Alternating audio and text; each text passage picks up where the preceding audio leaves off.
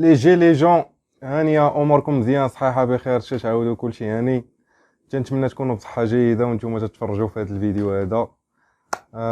بحكم انني دوزت في هذه البلاد هذه اللي هي اندونيسيا اكثر من عام، بغيت نذكر بعض الايجابيات والسلبيات بالنسبه للناس اللي تتفكر تهاجر لهنايا. فقبل ما نبداو غنخليكم مع واحد المقطع موسيقي غادي يعجبكم بزاف، ومن موراها نبداو. أصحابي تعالوا في رحلة جميلة مع الأيام، تعالوا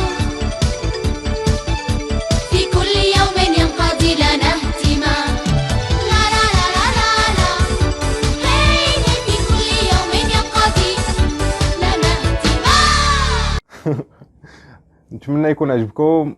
المهم، كما تعرفوا القاره الاسيويه مختلفه تماما عن القاره الافريقيه، ومنين تنقول مختلفه تنقصد العادات الغذائيه، الجو، الثقافه، الاقتصاد الى اخره، عكس القاره الاوروبيه اللي قريبه لينا حنايا.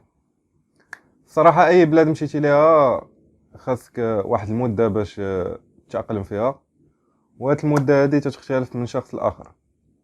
كاين اللي يقدر يندمج دغيا، وكاين اللي خصو اعوام، وكاين النوع الثالث اللي يقد يجي ويدوز فقط اسابيع قليله ولا شهور وغادي يبغي يرجع في حالته، حيت حياته تتقلب 180 درجه، وماشي سهله على كل شيء انه يتادابط دغيا. فكما تعرفوا ان اندونيسيا واحد الدوله معروفه بالسياحه، والبنيه التحتيه ديالها مطوره بزاف. كاينين 3 ديال المدن اللي تيجيو لهم السياح بزاف، اللي هما بالي، جاكرتا وبوغور. فنبداو بالايجابيات للناس اللي باغا تجي تعيش هنايا. اولا، اندونيسيا رخيصه في المعيشه، فلا كان عندك دخل من خارج اندونيسيا في حدود 5000 درهم فغتعيش هنايا مش تنقولوا عيشه زعما مزيانه في واحد النيفو اللي فايت المتوسط شويه. بحال قلتي شي واحد عايش بصالير ديال 10000 درهم في المغرب ولا 12000 درهم. الايجابيه الثانيه، وهذه للناس اللي عزيز عليهم الصاد، حيت هنا الجو استوائي ومستقر على طول العام، يعني ديما الشورت والتي شورت اخي. فلا عندك شي جاكيطه غير صدقها وعطيها لشي واحد بلا ما تخليها متقل عليك تما. ثالثا اللي هو الشعب، هذه ايجابيه زوينه. Indonesians, they're very friendly. The vast majority of the Indonesian people are tolerant, they're friendly, they're wonderful, kind people. Very humble people, very calm, easygoing. They're very laid back. When I think of Indonesians, I just kind of think of cheerful and happy. الناس هنا ما غاتشوف منهم غير الخير، وكلشي غادي يضحك لك في وجهك، ومن اطيب خلق الله. صراحه الامان، وما غتلقى حتى حد سكران في الزنقه ولا شي مدابزه ولا تسمع شي هضره خايبه. فالناس ما عندهاش وما خصهاش، وسطر على ديك ما خصهاش، يعني تعيشوا الفقر وهانيه صابرين ومرتاحين. كاينين بعض السرقات اللي تيطراو، ولكن مورا نص ديال الليل مقلال بزاف. وهاد العصابات هادو تيقصدوا خصوصا الماطر، فمثلا تيكونوا عصابه ديال 4 ديال الناس راكبين في 3 ديال الماطر، ومنين تيشفروا الموتور لداك السيد اللي غادي يشفروه، فداك الرابع اللي راكب معاهم في الماطر تيهز الموتور اللي تشفر وتيزيد في حالته. مي هادشي هذا نادرا فين تيوقع، ماشي تتسمعوا كل اسبوع ولا كل شهر. الايجابيه الرابعه، لا عندك واحد راس المال ما بيش تقدر تبدا واحد المشروع. Indonesia can be a daunting destination for business people new to Asia. Jakarta is chaotic at times and getting around town is often challenging. Combine that with a foreign language and a foreign culture and many are put off. But if you do your research before you arrive, be prepared for differences and respect local customs, it will make a lot easier for you to come and get a slice of this emerging superpower. وباقي هنا في اندونيسيا ما عندهم شي حوايج اللي تقدر تستغلهم ودير مشروع. المهم دابا ندير حلقه سبيسيال على المشاريع اللي تقدر تنجح في اندونيسيا، وديك الساعه تشوفوا نتوما اللي مهتم. خامسا، الناس اللي عزيز عليهم يعيشوا بعاد على البشر وكحل الراس. فاندونيسيا وجهه مزيانه، ما تبعد من دوك 3 المدن اللي ذكرتهم لك. بالي، جاكرتا اللي هي كبيره يعني مره غادي يبانوا لك، وبوشناك فيها كحل الراس موجود. من غير هاد المدن هذا فنادرا فين غادي تلقى شي كحل الراس، يعني الناس اللي بغات تركز وتشوف حياتها وتخلوها كما تنقولوا فغترتاح صراحه. سادسا اندونيسيا قريبه من دول سياحيين تا هما، واللي منهم ماليزيا، تايلاند، سنغافور، فيتنام والفلبين واستراليا بطبعا. يعني لا قنطتي تقدر تمشي تفوج خفيف ظريف، وهاد الرحله ما تاخذ لك حتى 25 دقيقه ولا واحد ساعه المكانه كاع في الماكسيموم. الفرق بيناتنا وبين هاد الدول هادو كاينين كاملين بلا فيزا، من غير استراليا تنعتقد اللي تيطلبوا فيها الفيزا ضروري. الايجابيه السابعه، حد الان ما شفت حتى شي عائله اندونيسيه ما عندهاش وسيله نقل في الدار ديالها. فمن الناس اللي لاباس عليهم حتى الاخر واحد اللي هو السعاي غتلقاه يا هو يا الاخ ديالو او واحد من الاسره اللي ساكن معاهم عندهم موطور على الاقل. ثامنا اندونيسيا بلد اسلامي، وعباد الله واخا ما تتفهمش القران هنايا فتتلقى الايمان عندهم اكثر منا حنايا العرب.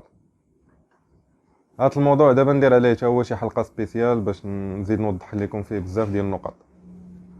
المهم كاينين ايجابيات اخرين تنذكروهم من بعد باش ما يطولش الفيديو عليكم. وندوزو دابا للسلبيات، ونبدا باول مشكل اللي تيواجه العرب المقيمين هنايا واللي هو المطبخ الاندونيسي.